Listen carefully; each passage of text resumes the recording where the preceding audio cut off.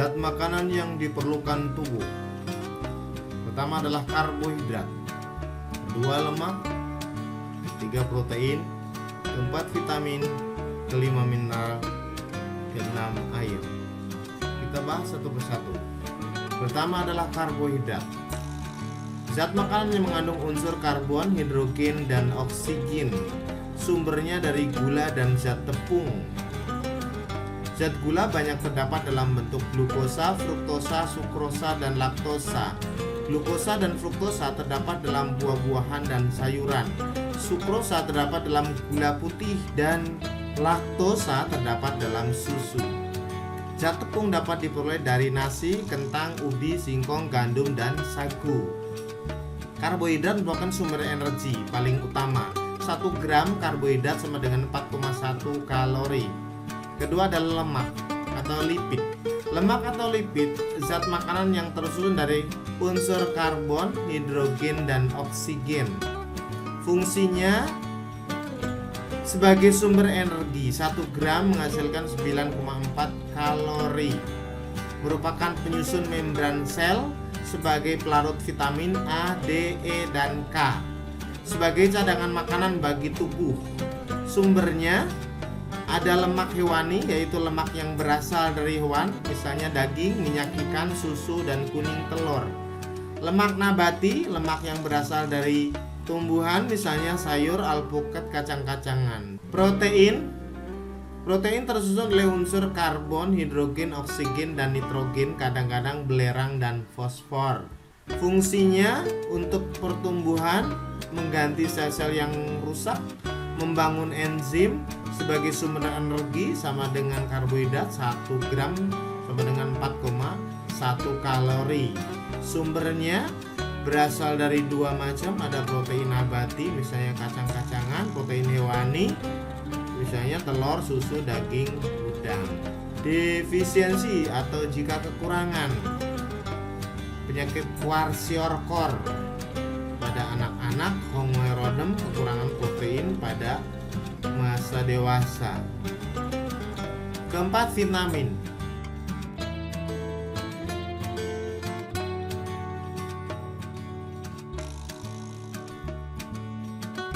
Vitamin adalah zat organik pada bahan makanan yang sangat dibutuhkan oleh tubuh untuk kelancaran proses-proses di dalam tubuh. Sumbernya buah-buahan dan sayuran.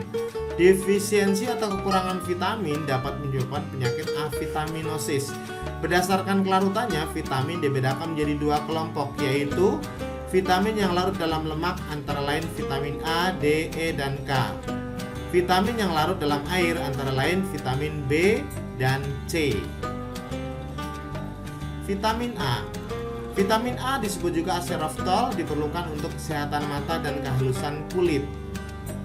Sumbernya hati, kuning telur, minyak ikan, sayuran hijau, dan buah-buahan berwarna kuning tua atau jingga.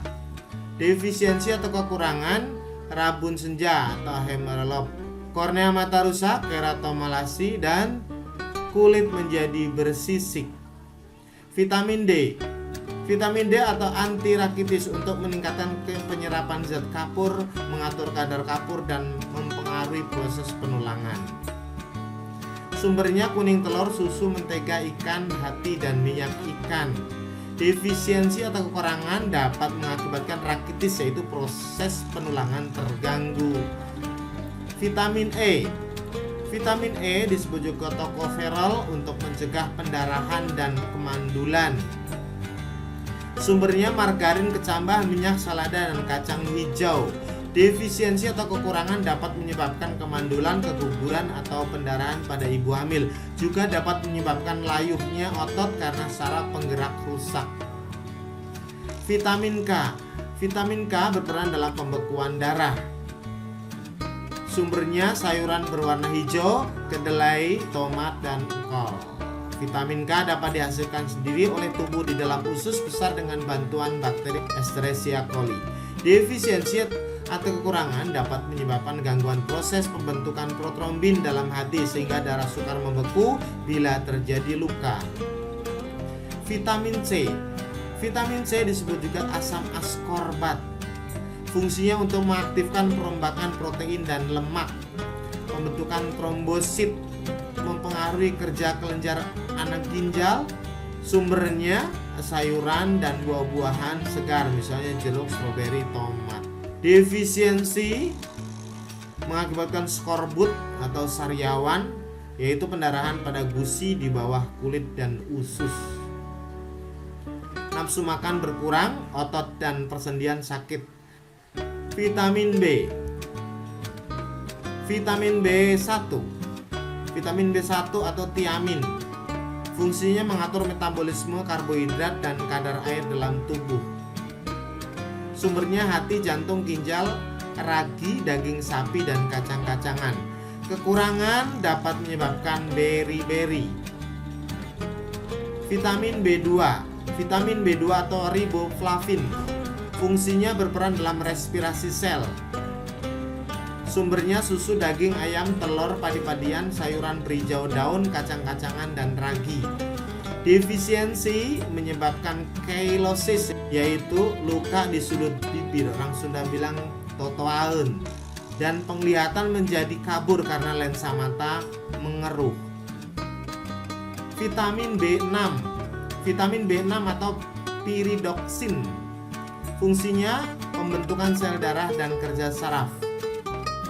Sumbernya kecambah, gandum, kacang-kacangan, pisang, sayur, alpukat, hati, daging, susu, dan kuning telur.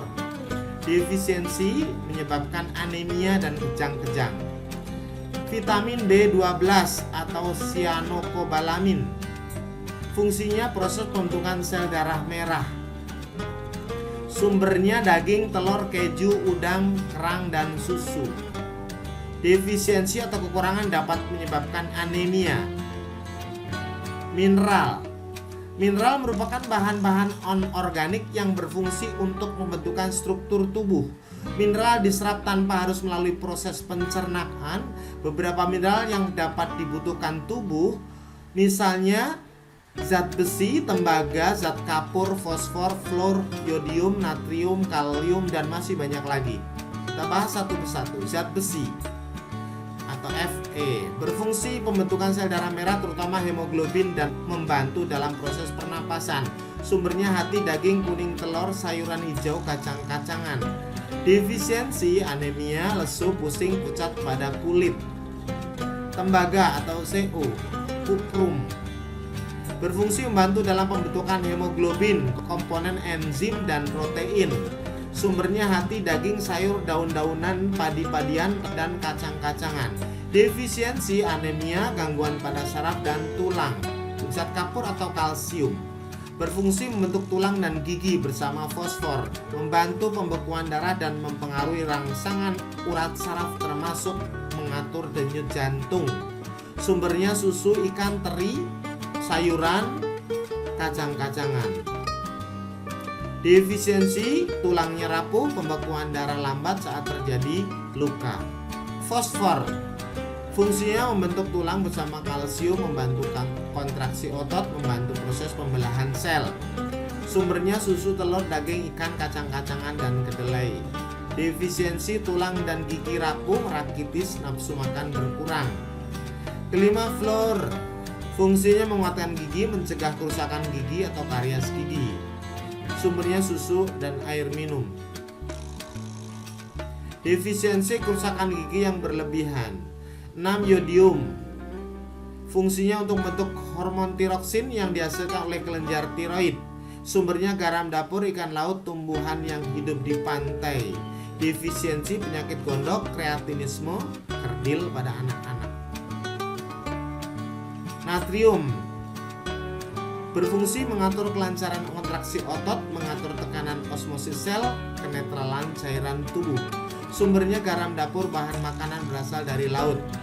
Defisiensi, gangguan jantung dan ginjal, suhu tubuh naik. 8. Kalium berfungsi diperlukan dalam semua sel, mengatur tekanan osmosis dan kenetralan cairan tubuh. Sumbernya sayur-sayuran, padi-padian, dan kacang-kacangan. Defisiensi, kelemahan otot, gangguan pernapasan, denyut jantung tidak normal. Keenam, air. Air dengan rumus kimia H2O tidak termasuk zat gizi dalam makanan. Namun demikian, air merupakan bahan yang sangat penting bagi tubuh manusia sehingga kebutuhannya harus terpenuhi. Kebutuhan air diperoleh secara langsung dari air minum dan air yang terkandung dalam makanan dan buah-buahan. Fungsi air pada tubuh antara lain sebagai berikut: sebagai pelarut bahan organik dan anorganik dalam tubuh, membawa zat-zat yang dibutuhkan dan zat-zat yang tidak dibutuhkan tubuh, mendukung terjadinya reaksi kimia dalam tubuh, mempertahankan keseimbangan suhu tubuh, bagian terbesar dari lendir yang dikeluarkan tubuh, membentuk cairan tubuh. Kita harus minum air minimal 8 gelas atau sekitar 2-2,5 liter dalam sehari. Jika tubuh sering kekurangan air dapat menyebabkan gangguan ginjal.